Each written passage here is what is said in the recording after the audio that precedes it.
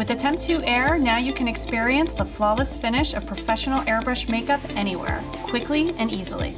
I'm going to show you how. Start by taking off your tamper seal. Next, we're going to give it a shake. Now, I'm going to take off my chrome cap. When you first get your AirPod, you want to prime it by pulling back on that clear loop. Next, you're going to gently open the black plug.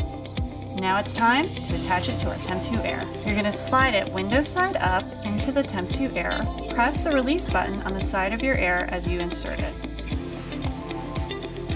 Now you're ready to power up. You're going to hold down for 2 seconds on the power button in the back to turn it on. There are 3 speeds on the TEMPTU Air. Tap gently to switch between speeds.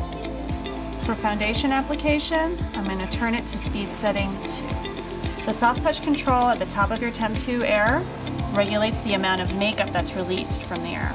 I like to try it on my hand first to get a feel. Only air comes out of your TEMPTU Air until you pull back on that SoftTouch Control.